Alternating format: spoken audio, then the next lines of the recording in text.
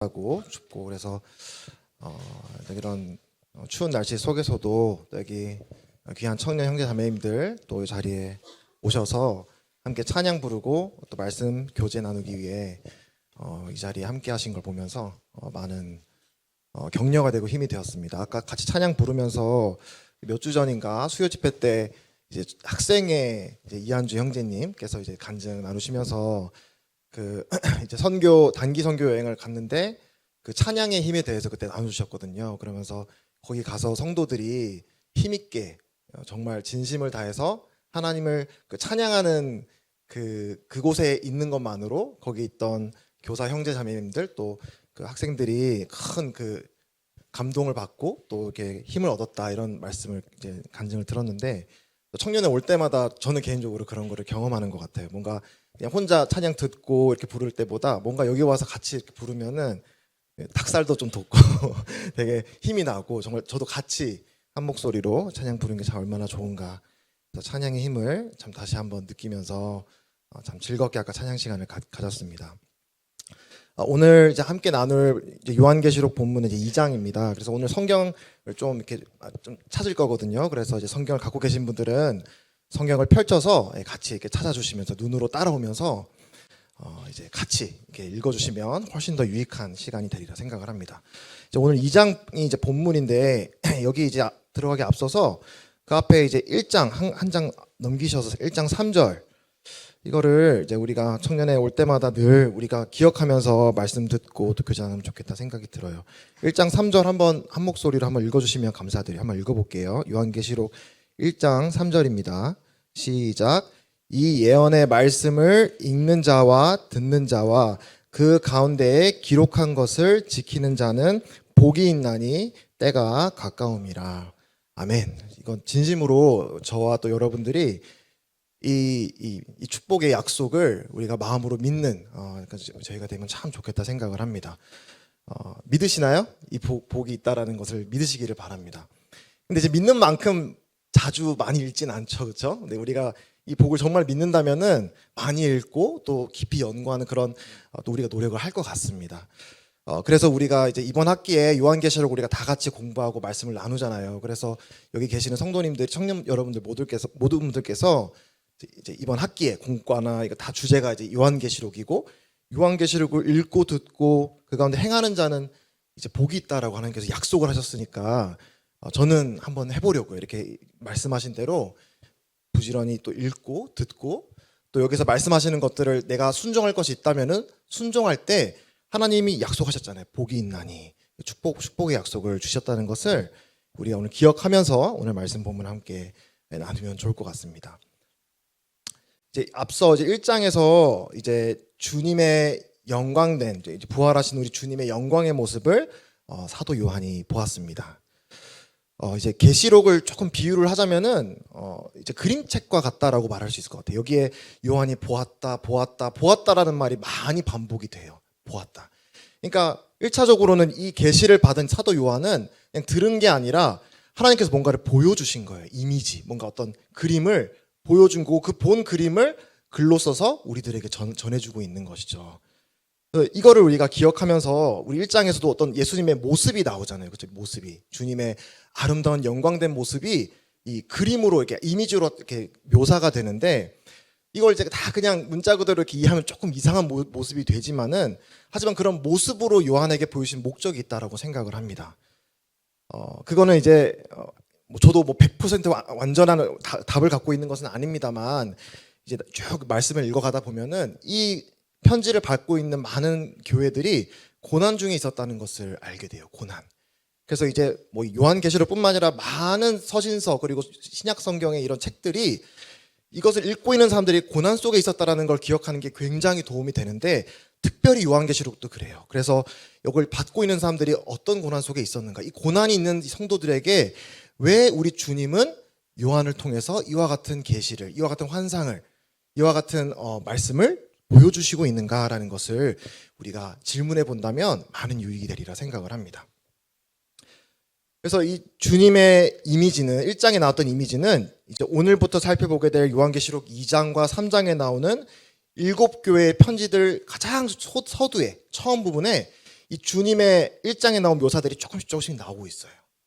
다시 말해서 우리 주님이 이런 영광된 모습을 보여주신 이유가 뭐냐, 목적이 뭐냐, 그냥 그렇게 보여주고 나 멋있지? 하고 끝나는 게 아니라 그 누구에게 보여주려고 했던 거예요?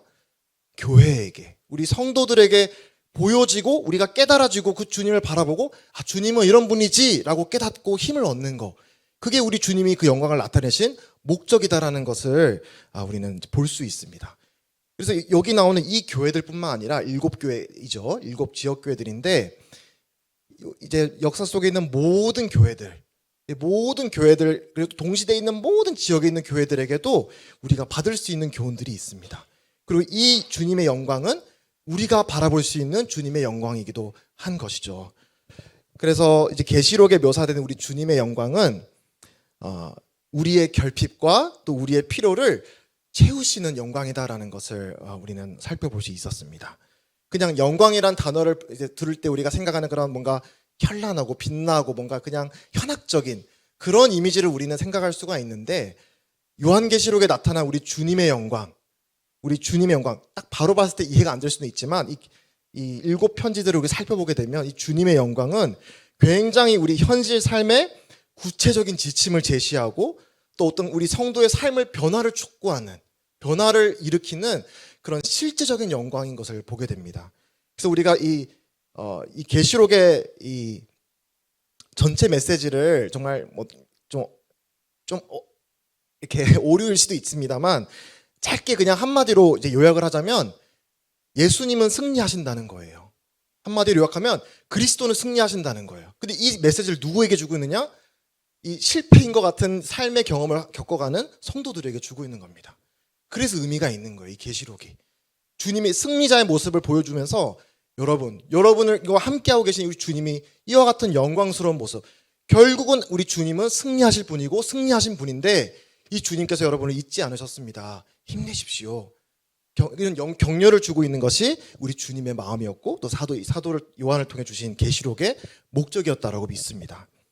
그래서 이 주님의 이런 계시들을 우리가 바라보면서 이제 어떤 지적인 호기심이 생길 수가 있잖아요. 이제 뭐 이렇게 쭉 타임라인 그리면서 우리 세대주의도 공부하고 이런 중요한 공부들입니다. 근데 그걸 통해서 결국 이제 우리 삶 가운데 주님이 승리하신다라는 것을 붙들고 우리가 고난을 잘 이겨나갈 힘을 얻지 못한다면 이제 반쪽짜리 이제 그런 공부가 될 수 있는 것이죠. 그래서 우리가 오늘 편지도 아마 특히 2장, 3장 같은 경우는 굉장히 많이 읽고 공부하는 또 우리 본문이잖아요. 근데 오늘 또 다시 한번 또 오늘 말씀을 듣고 또 분반 시간에 나누시면서 나에게 또 우리 청년회에게 우리 교회에게 주님께서 우리 어떤 필요와 우리 결핍을 보시고 어떤 영광을 우리에게 비춰주시는가 이걸 한번 생각해 보시고 그 주님을 다 함께 바라보는 그런 귀한 시간이 되면 좋겠다 이런 기도하는 마음으로 말씀을 또 준비했습니다. 이제 2장 본문으로 넘어갈 텐데요. 2장 이제 오늘 7 교회를 다 나누지는 않겠고 그중에서 4개를 나눌 것입니다. 외우면 좋습니다. 사실 저도 가물가물한데 이번에 이제 말씀을 준비하면서 다시 이렇게 외웠는데 오늘 4개는 에베소서, 서머나, 보가모, 두아디라 이렇게 있거든요. 뭐 외우는 방식은 여러 가지 있겠죠. 에서 버두, 애써 봐도 뭐 그렇게 잘 안 외워지는 네, 에베소서, 서머나, 버가모, 두아디라 이 4개의 교회를 오늘 이제 함께 보겠습니다. 이제 에베소 교회에게 주님께서 이제 먼저 보여주시는 영광이 이제 2장 1절에 나오고 있습니다. 에베소 교회의 사자에게 편지하라. 오른손에 있는 7뼈를 붙잡고 7 근촛대 사이를 거니시는 이가 이르시되 라는 말씀으로 시작을 합니다. 이 표현은 앞에 있는 1장에 나오는 또 표현이기도 합니다. 7 교회, 오른손에 7 교회를 두셨다라는 말씀으로 또 이 7 금촛대 사이에 계시는 이런 분으로 묘사를 하고 있는데 2장 1절에서는 조금 더 역동적인 표현들을 쓰고 있어요. 7뼈를 오른손으로 붙잡고 있고 그리고 금촛대 사이에 그냥 계신 분이 아니라 거니시는 분이다. 이거 참 좀 흥미로운 것 같아요. 주님께서 얼마나 그분의 여기 이제 7 별과 7 금촛대는 이제 교회를 뜻한다고 앞에서 설명을 해주셨죠. 다시 말하면 우리 주님께서 이 교회에게 가지고 계시는 주권, 또 주님께서 이 모든 교회에게 임재해 계신다라는 것을 이 영광을 통해서 나타내신 겁니다. 내가 너희들을 붙잡고 있고 그리고 내가 너희들 사이를 속속들이 거닐고 있다라고 말씀해주고 있습니다. 그리고 이어지는 2절과 3절에서도 이렇게 말씀을 하십니다. 내가 내 행위와 수고와 내 인내를 알고 또 악한 자들을 용납하지 아니한 것과 자칭 사도라 하되 아닌 자들을 시험하여 그의 거짓된 것을 내가 드러낸 것과 또 내가 참고 내 이름을 위하여 견디고 게으르지 아니한 것을 아노라. 알고 아노라. 안다란 말이 계속 나오죠. 여기만 나오는 게 아니에요. 2장 9절에 보시면 내가 내 환난과 궁핍을 알거니와 서원학교에 너의 환난과 궁핍을 아신대요. 13절 내가 어디에 사는지를 내가 아노니. 어디에 산다는 것도 아십니다. 19절 내가 내 사업과 사랑과 믿음과 섬김과 인내를 아노니. 우리 예수님이 전지하신 분이라는 거, 전지전능하신 하나님이라는 거 다 믿고 우리가 마음속에 이렇게 믿고 있잖아요. 그렇죠? 근데 우리 주님께서 그 전지하신 모든 걸 알고 계신다는 우리 주님의 영광을 그 각 교회의 상황에 맞게 비춰주고 있는 거예요. 주님이 어떤 것을 아시는지, 그들에게 필요한 것을 내가 알고 있다라고 격려하시고 또 말씀해주고 있습니다. 그래서 우리 주님께서는 너무나 당연한 말인데 우리가 잊지 말아야 돼. 주님께서 말씀해 주신 놀라운 이 계시의 진리가 뭐냐면 주님께서는 각 교회와 성도들의 사정을 모두 알고 계신다라고 하는 진리입니다. 여기에 저와 여러분도 포함이 되는 것이죠. 여러분이 집에서 어떻게 나오고 여기까지 왔는지, 주중에는 어떻게 학교 생활하는지 직장 생활하는지를 우리 주님께서 다 알고 계신다라고 말씀을 하세요. 여기 나오잖아요. 어떻게 우리가 교회에서 봉사를 하고 섬기고 있는지, 어떻게 다른 성도를 대하고 있는지, 어떻게 말씀을 내가 삶 가운데 적용하고 살아가는지를 주님이 모르시지 않으세요. 주님은 아신다라고 말씀을 하고 있습니다. 근데 그냥 기계적으로 나 다 알아 이렇게 말씀하시는 것이 아니라 구체적으로 그 교회의 가장 그 귀하고 특별한 부분을 콕 집어서 내가 너의 이런 부분을 알고 있어 라고 말씀을 하고 있다는 게 참 위안이 되고 격려가 됩니다. 주님은 저를 바라보실 때, 저희 교회나 우리 개개인의 성도를 바라보실 때 그냥 뭐 한 무리 중에 하나 이렇게 바라보신 게 아니라 우리의 사정을 한 명 한 명 알고 있다라고 하신다고 우리는 받을 수 있습니다.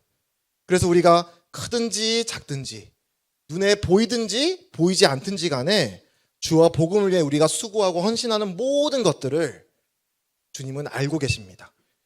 그리고 주님 이름 위에 우리가 살아갈 때 그게 좀 떳떳하지 못하고 어떨 때는 좀 내가 부족할 보일 때도 있잖아요. 그럼에도 불구하고 여기 이 7교회 중에 완벽한 교회는 없거든요. 정말 연약한 교회도 있고 또 훌륭한 교회도 있습니다. 근데 주님은 잊지 않으시고 모든 교회에게 칭찬하시고 이게 아신다라고 말씀을 하세요. 그래서 내가 부족하더라도 내가 주님의 이름을 위해, 주와 복음을 위해 내가 감수하는 뭐 이번 초대교회 성도님들, 뭐 주님, 예수님, 바울 이런 사람들에 비하면 아무것도 아닐지 모르지만 그래도 내가 진정한 마음으로 감수하는 그런 어떤 조그마한 재정적인 손실, 어떤 관계의 손실 이런 것들이 있잖아요. 그렇죠? 그런 것들을 우리 주님은 알고 계신다라고 말씀을 하십니다. 심지어는 내가 어떤 환경에서, 아까 내가 어디에 사는지도 안다고 하시잖아요. 그렇죠? 학교, 직장 생활에 있는지도 주님께서는 주목하고 계신다라는 사실이 참 놀랍고 주님은 섬세하시게 이거를 말씀해주고 있다라는 생각이 들었습니다.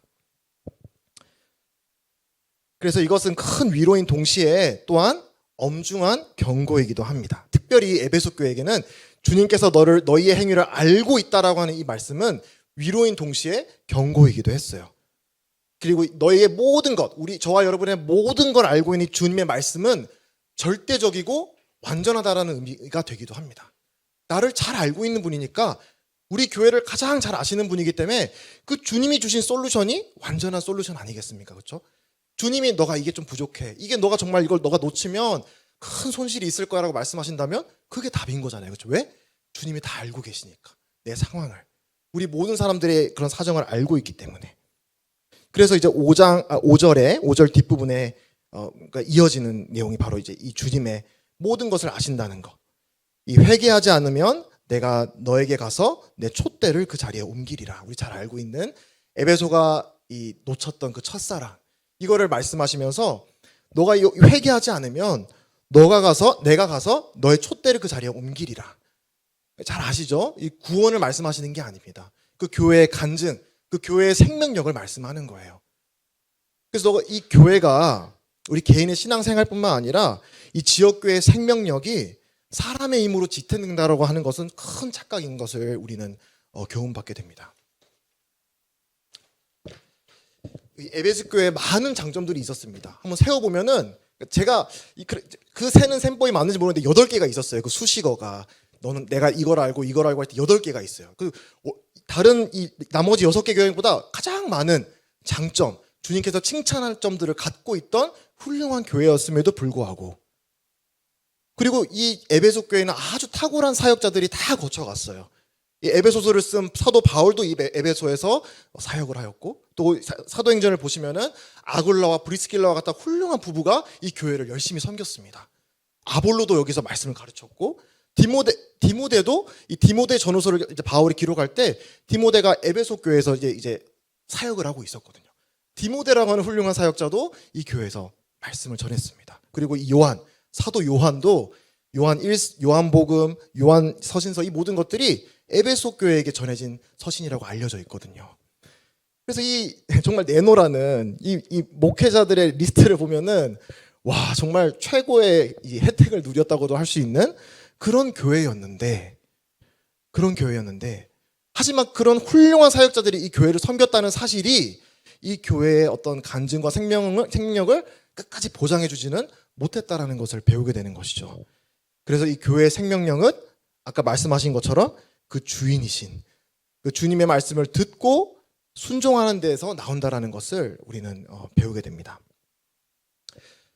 이제 그 공과에는 자세히 많은 이제 이 내용을 요약한 것들이 나와서 이제 한 구절 한 구절 이렇게 가는 거는 이제 하지 않고 몇 가지 키워드만 이제 해서 한번 나눠보고자 하는데, 이제 에베소 교회의 이제 부족한 점이 약간 첫사랑이라고 말씀을 드렸죠. 우리가 잘 알고 있는 첫사랑.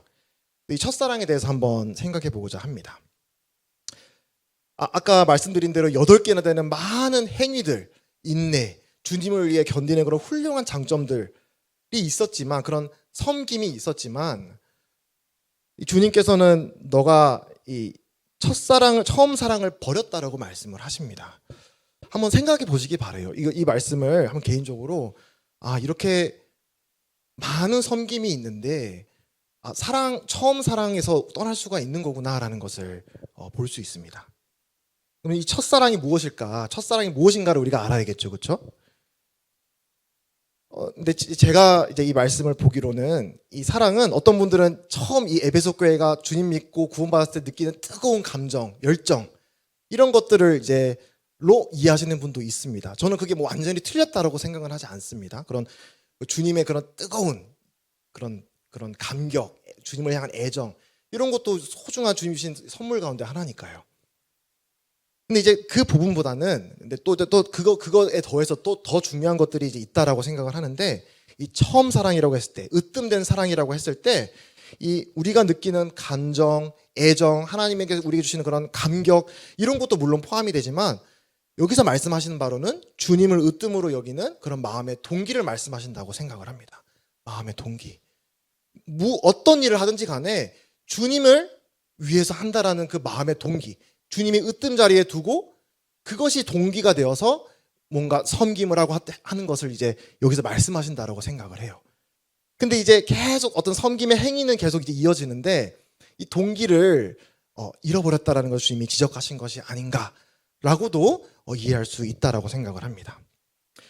그리고 이제 여기에 더해서 우리가 잊지 말아야 될 이 사랑이라는 마음도 물론 있지만, 이 요한이 요한계시록뿐만 아니라 요한복음과 요한 1서, 요한 2서, 요한 3서를 통해서 꾸준히 사랑이라는 주제에 대해서 말씀을 해왔거든요. 그래서 이 사랑이 뭔가라는 것을 한번 살펴보면서 우리가 또 좀 다양한 각도로 주님이 우리에게 회복하시길 원하는 이 처음 사랑, 으뜸 사랑이 무엇인지를 한번 우리가 생각해 보기를 원합니다. 요한복음 14장 15절인데 한번 같이 펴서 읽어주시면 감사드려요. 요한복음 14장 15절입니다.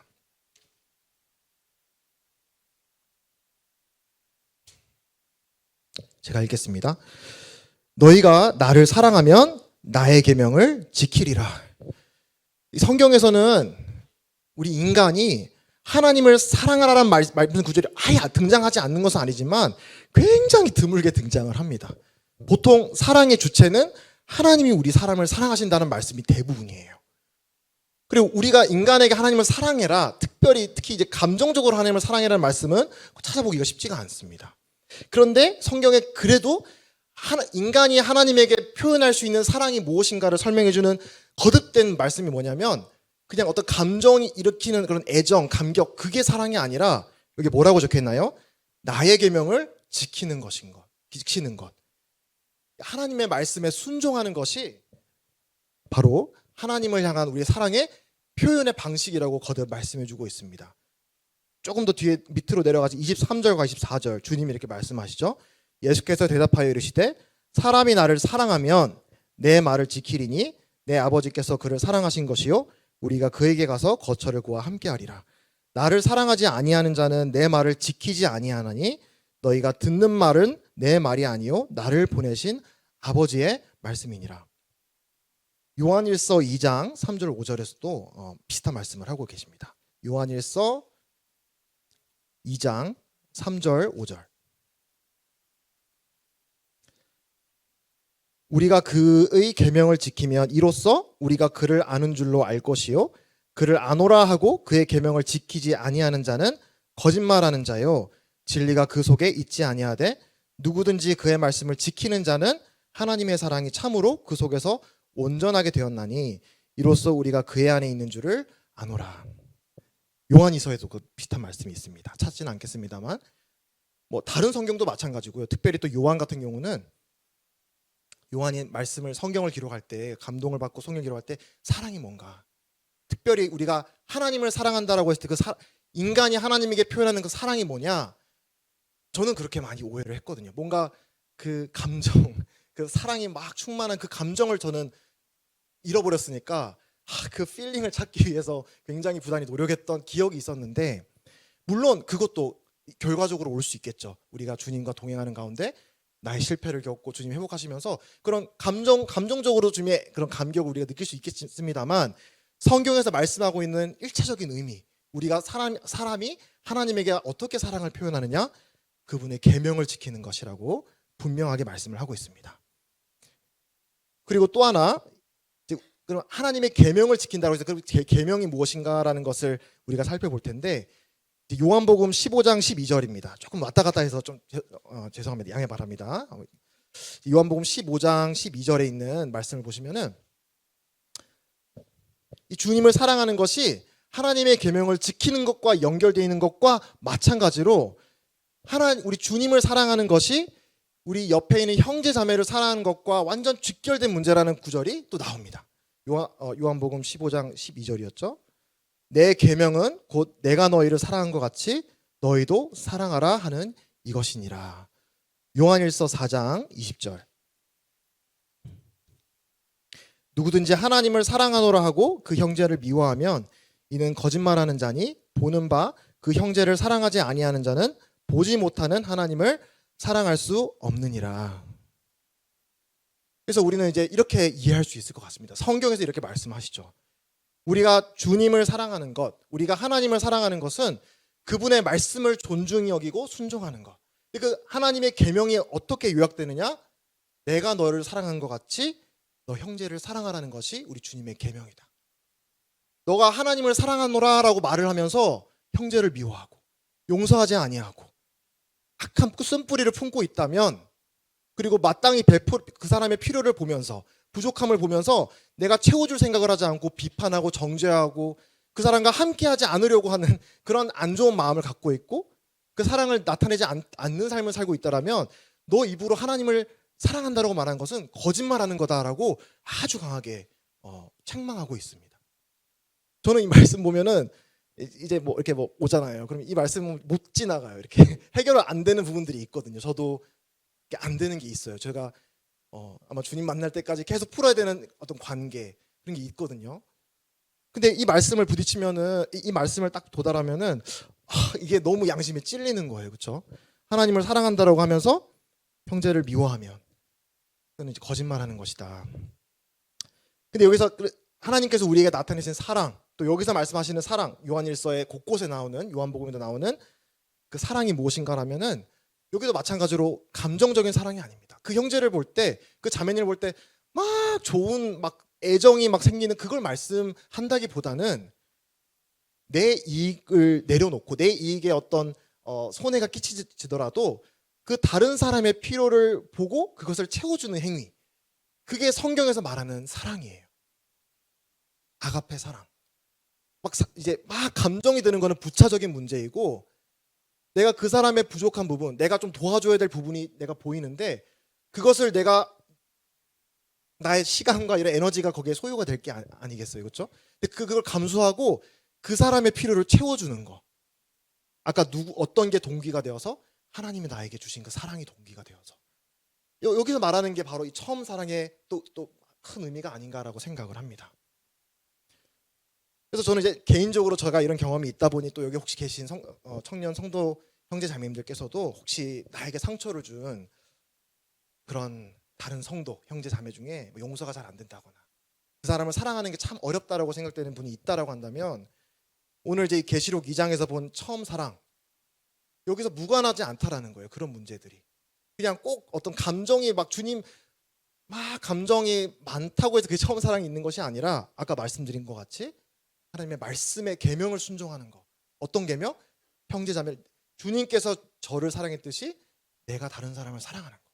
내 이익에 어떤 손해가 끼쳐지더라도, 내가 수고롭더라도 다른 사람의 결핍과 필요한 것들을 내가 채워주려고 내가 노력하는 거.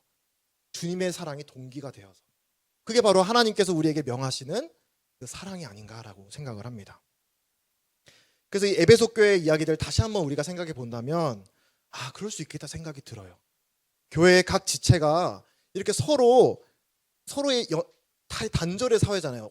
다른 청년은 안 그러겠습니다만, 너무 바쁜 삶을 살다 보면 다른 형제 자매님이 어떤 삶을 사는지 참 알기가 어렵고, 그분이 믿음에 어떤 어려움이 있는지 속속들이 알기가 어렵고, 그 사람이 뭐가 부족하고 필요한지 이제 다가가는 게 쉽지 않고, 또 너무 상태가 안 좋을 때는 그런 마음도 생기지가 않고.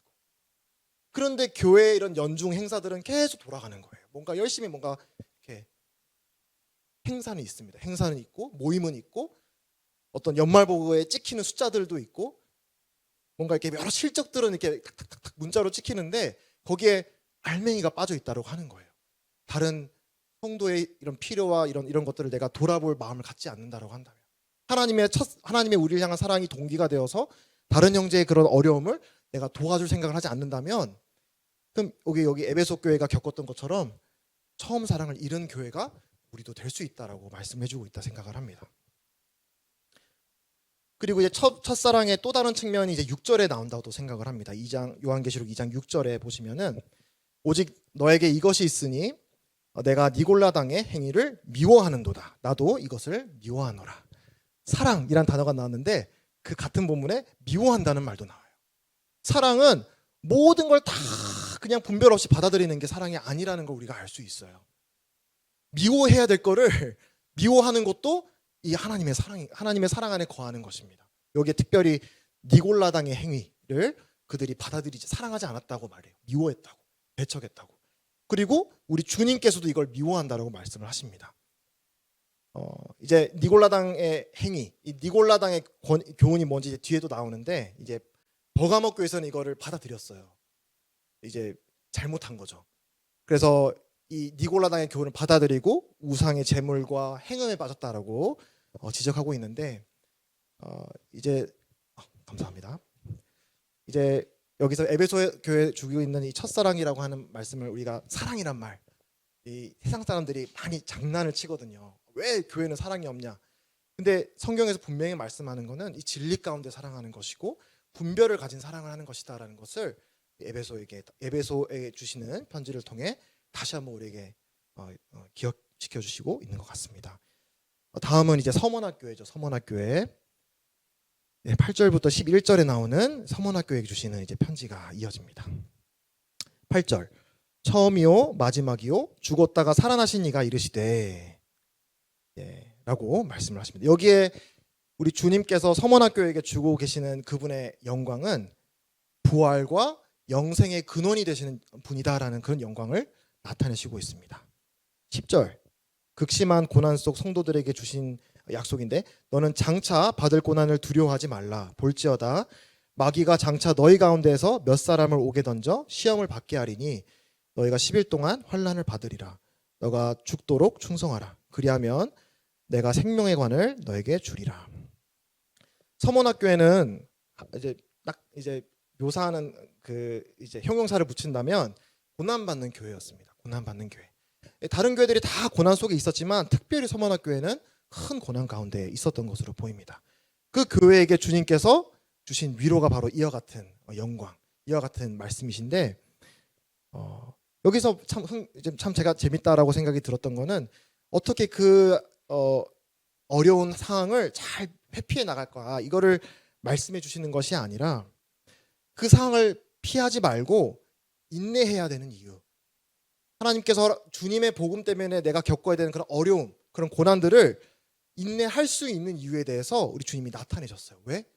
죽도록 충성하라. 우리가 보통 어려움 속에 있는 성도를 위로할 때 죽도록 더 해봐 이렇게 말 안 하잖아요. 그러면 이제 큰일 나잖아요, 그렇죠? 막 실족하고 잘 해야죠. 말을 우리가 말하는 거 잘 해야 지혜롭게 해야 되는데 주님은 근거 없이 그렇게 말씀을 한 게 아니라 마지막이요 죽었다가 살아나신 이가 이와 같이 말씀을 하는 거예요. 그 죽도록 충성해도 그 지금 겪는 이 고난이 장차 올 영광에 비할 것이 안 된다는 걸 우리에게 말씀해 줄 수 있는 근거를 갖고 있는 분이 이 서문학교에게 말씀하고 있는 거예요. 그러니까 근거가 있는 격려가 되는 것이죠. 죽도록 충성하라. 그러하면 내가 생명의 관을 너에게 주리라. 그 당시 로마 제국의 가운데서는 이 황제 숭배가 많이 이렇게 확산되고 있었던 시대적인 배경이 있습니다. 그래서 그 로마 제국이 관할하고 있던 여러 지역들이 있었는데 이제 잘 그 로마에게 이런 많은 혜택을 받기 위해서는 그 로마 황제를 잘 이렇게 아부하고 금전적으로 잘 이렇게 잘 보이면은 그 구역에 아주 많은 혜택을 누릴 수 있었던 그런 상황이었거든요.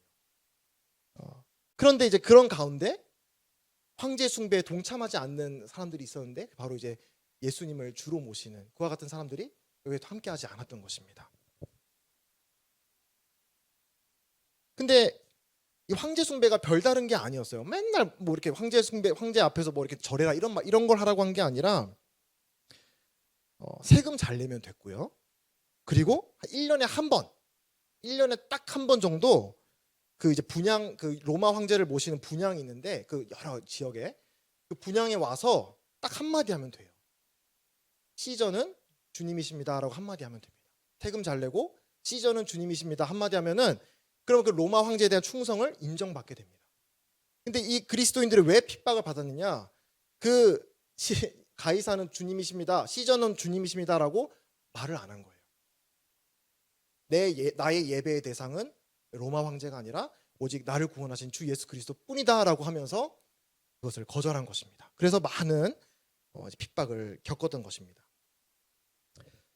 그 대표적인 예가 서문학교에 있었던 이제 폴리캅이라고 하는 이제 인물이 있는데 이제 요한의 제자이기도 합니다. 이 폴리캅이라고 하는 아주 나이 지긋이 먹은 이 서문학교의 장로가 80이 넘도록 주님을 섬기다가 이 황제 숭배 이거에 이제 걸린 거예요. 그래서 이제 어쨌든 다 나이가 죽음에 가까운 노인이니까 이 로마 이 제국의 병사들도 그냥 인정해라. 내가 당신을 해치고 싶지 않다. 그냥 한마디만 해라. 가이사는 주님이십니다라고 한마디만 하면 내가 당신 안 건드리겠다라는 그런 회유를 하는데 그때 이제 폴리캅이 주님께서 나를 일평생 나에게 친실한 친구이셨는데 제가 이제 와서 주님께 배신할 수 없습니다라고 말하고 화형을 당한 순교를 당한 그분이 이제 이 서문학교에 있었던 장로 가운데 한 사람이었습니다. 그래서 이제 빌립보서 2장 이제 5절부터 11절에 있는 말씀이 기억이 났습니다. 이 당시에 많은 이 세상의 분위기는 얼마나 미련하다고 생각을 했겠습니까? 아니 그게 뭐가 어렵다고. 그냥 가이사는 주님이시다 한마디만 하면 되는데 그 1년에 한 번 그거를 못해서 어떻게 자기 목숨을 버리나. 근데 이제 그와 같은 고난을 감수했던 그리스도인들이 가졌던 그 마음, 그 믿음이 어떤 것이었냐가 빌립보서 2장 5절부터 11절에 나오는데요. 너희 안에 이 마음을 품으라 곧 그리스도 예수의 마음이니 그는 근본 하나님의 본체시나 하나님과 동등됨을 취할 것으로 여기지 아니하시고 오히려 자기를 비워 종의 형체를 가지사 사람들과 같이 되셨고 사람의 모양으로 나타나사 자기를 낮추시고 죽기까지 복종하셨으니 곧 십자가에 죽으심이라. 주님의 고난이죠, 그렇죠? 주님의 고난. 우리의 죄를 구원하시기 위해 하나님의 동등됨을 취할 걸 여기지 아니하시고 자신을 겸손케 여기셔서 인간의 몸으로 이 땅에 오셔서 우리를 위해, 우리의 죄를 위해 대신 죽으신 예수님의 겸손을 말씀해주고 있습니다. 여기서 끝나는 게 아니라 그들은 주님의 고난만, 우리 예수님의 죽으심만 믿은 것이 아니라 9절 이러므로 하나님이 그를 지극히 높여 모든 이름 위에 뛰어나신 이름을 주사 하늘에 있는 자들과 땅에 있는 자들과 땅 아래에 있는 자들로 모든 무릎을 예수의 이름에 꿇게 하시고 모든 이름으로 예수 그리스도를 주라 시인하여 하나님 아버지께 영광을 돌리게 하셨느니라. 우리 하나님께서 예수님을 죽음 가운데 건져내셔서 가장 영광스러운 자리로 들어올리시고 모든 입술 가운데 주님을 예수 그리스도를 주님이시다라고 시인하게 만드셨다라고 말씀해주고 있습니다. 세상은 로마 황제가 신이다라고 말하게 해요. 근데 그들이 믿었던 주님은 이 하나님 아버지의 손에 의해서 높이셔서 모든 만물 앞에 주님이십니다라고 시인받기 합당한 분을 믿고 살아갔던 것이죠. 그래서 그와 같은 믿음을 가졌기 때문에 그 황제 숭배에 동참하지 않았던 것입니다. 그래서 이 서문학교의 고난에 대해서 생각을 하면서 고난이란 주제가 오늘날 참 우리가 이렇게 달갑게 생각되지 않는 주제이긴 합니다만 이 고난이란 부분에 대해서 잠깐 또 이 생각되는 부분들을 말씀을 나누고자 합니다. 오늘날 많은 사람들은 심지어 교회 안에서도 이 주님 이름 위에 주와 복음을 위해 어떤 어려움을 겪는 것을 그리고 그런 인내하는 것을 피하지 않고 견디는 사람을 그런 삶에 대해서 우리가 어떻게 정말 우리가 보고 있는가라는 것을 우리가 다시 한번 점검하면 좋겠습니다.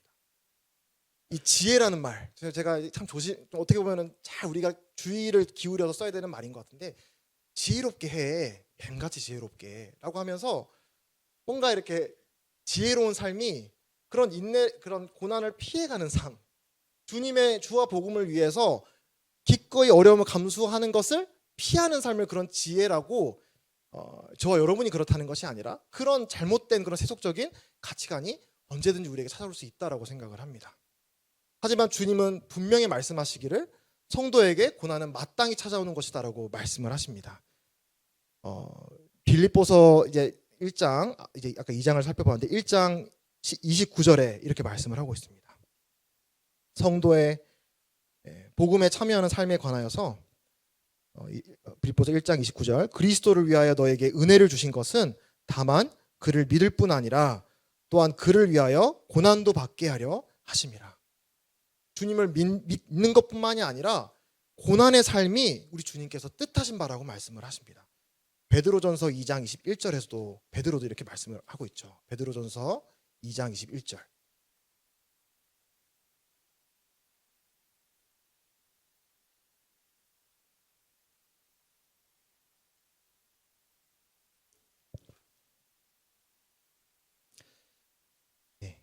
이를 위하여 너희가 부르심을 받았으니 그리스도도 너희를 위하여 고난을 받으사 너희에게 본을 끼쳐 그 자취를 따라오게 하려 하셨느니라. 한 군데만 더 찾겠습니다. 로마서 8장 17절. 제가 더 많더라고요. 이 주님께서는 우리를 성도로 부르시고 주님의 제자로 부르셨을 때 우리에게 마땅히 고난을 받도록 주님께서 부르셨다라는 말씀이 정말 많은 곳에 나오고 있더라고요. 로마서 8장 17절. 자녀이면 또한 상속자 곧 하나님의 상속자요 그리스도와 함께 한 상속자니 우리가 그와 함께 영광을 받기 위하여 고난도 함께 받아야 할 것이니라. 그래서 저는 제 자신에게도 이렇게 주님께서 말씀해 주시는 교훈이기도 합니다. 잘 고난받고 싶습니다. 우리 그리스도인은 대단한 일이 아니라 정말 훌륭한 간증이 엄청난 일을 하는 것도 좋은 간증이 될 수 있지만 하나님이 내 삶 가운데 허락한 그 고난을 잘 인내하는 거, 합당한 자세로 잘 고난받는 게 그리스도인의 아름다운 간증이라고 저는 믿습니다. 그래서 그렇게 된다면 주위 사람들 여러분을 보고 그 주님의 향기를 맡게 되는 것이죠. 그래서 18절 그 비결이 어디 있느냐? 생각하건대 현재의 고난은 장차 우리에게 나타날 영광과 비교할 수 없도다. 지금 내가 겪고 있는 이 고난이 주님께서 예비하신 이 놀라운 영광을 비교하면 아무것도 아니라고 하는 것을 믿고 유심히 생각하며 살아갔기 때문에 이 주님과 함께 주님의 고난에 동참할 수 있게 되었다고 생각을 합니다. 그래서 이게 이제 저에게 주는, 저와 또 우리 모두에게 주고 있는 교훈이라고 말씀을 드렸잖아요. 그래서 이거는 질문으로 여러분에게 남겨두고 싶어요. 저와 여러분은, 나는 어떻게 이 주님의 고난에, 환난에 동참할 수 있을까? 조금 더 확장해서 주님의 고난에 동참하고 있는 다른 성도를 내가 바라볼 때 내가 어떻게 그분의 고난에 내가 또 함께할 수 있을까? 요한계시록으로 돌아와서 1장 9절에 보면은 요한이 자기 자신을 이렇게 소개를 하죠. 나 요한은 너희 형제요 예수의 환난과 나라와 참음에 동참하는 자라. 요한도 자기의 정체 아이덴티티를 어떻게 소개하고 있나요? 저와 여러분은 나 사도야 이렇게 하는 게 아니라, 나 사도니까 뭐 혜택이 있어 이런 게 아니라, 이 주님을 따르는 모든 사람들은 어디에 동참하는 자라고요? 그리스도의 환난과 그 나라에 함께 동참하는 자라고 말씀하고 있습니다. 그럼 한번 점검해 보자고요. 내 삶이 주님의 고난과 동참하는 삶인가?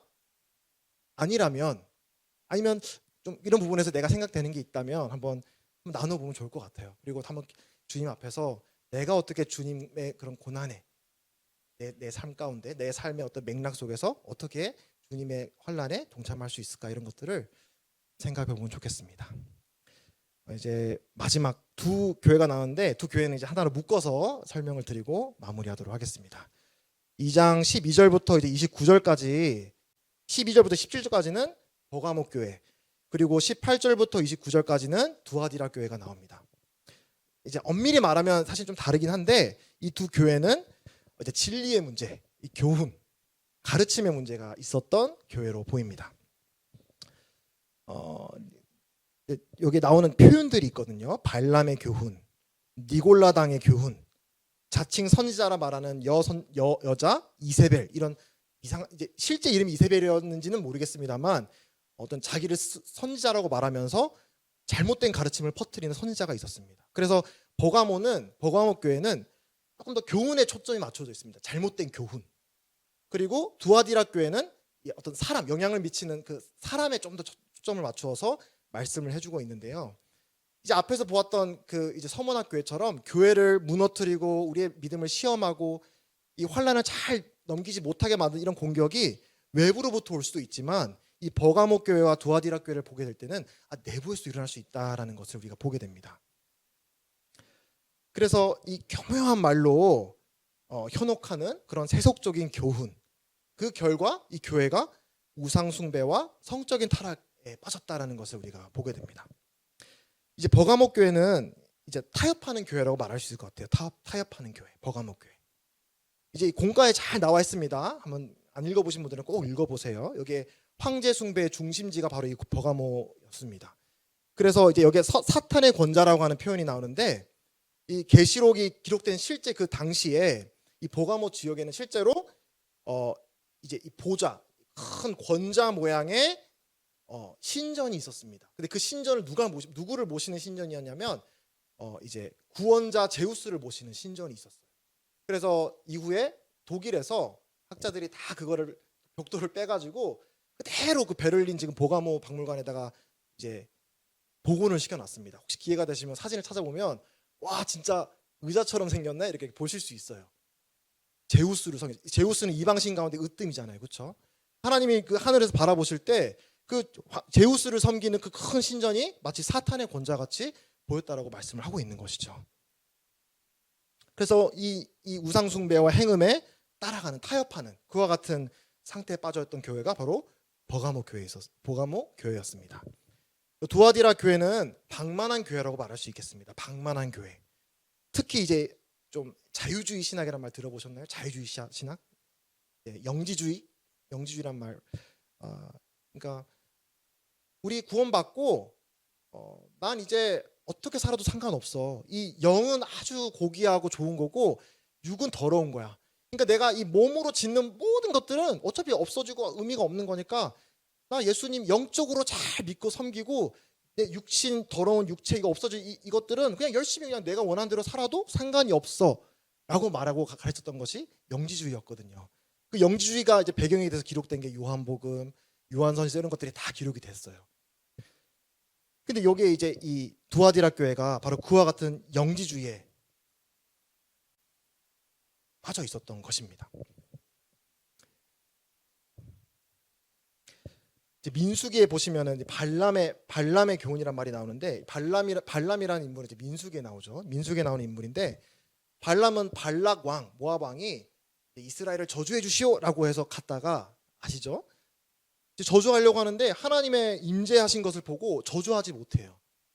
그러면서 오히려 축복을 하면서 이제 그 유명한 그 사건이 있었죠. 그래서 오히려 저주를 하는 것이 아니라 이스라엘 백성을 보면서 그 임재이신 하나님을 보면서 축복해 버리는 그런 사건의 이제 그 주인공이 바로 이제 이 발람인데 이제 그 이후에 발람이 다른 방법을 씁니다. 저주하는 것이 아니라 이제 민수기 뒤에 보면 이제 어떻게 되냐면은 그 모압 여인들을 보내서 이스라엘 남자들을 이제 유혹을 하는 거예요. 그래서 이 모압 여인들과 이제 결혼하고 그리고 성적인 그런 죄를 짓게 만들고 또 바알볼이라고 하는 이방신을 이제 숭배하게 만들면서 하나님이 그때 이제 2만 5천 명에 되는 많은 사람들을 연병을 보내셔서 심판하시는 장면이 민수기에 기록되고 있습니다. 발람, 그때 나오는 인물이 발람이에요.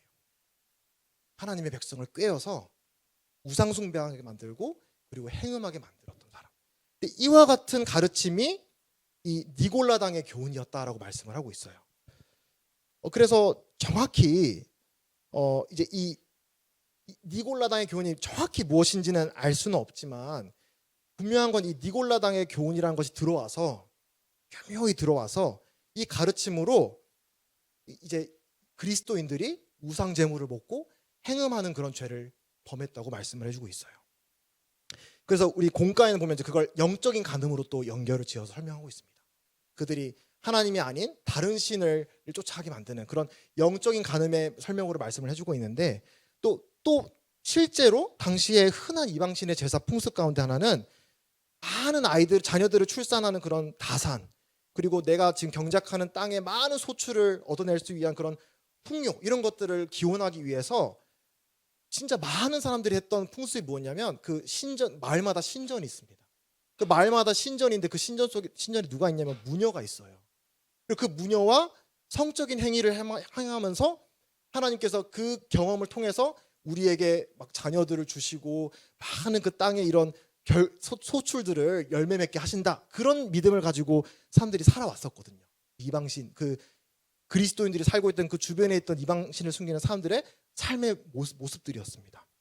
근데 이 거짓 여선지자 이세벨, 니골라당의 교훈 이런 사람들이 했던 게 뭐냐면 너가 그렇게 해도 된다는 거예요.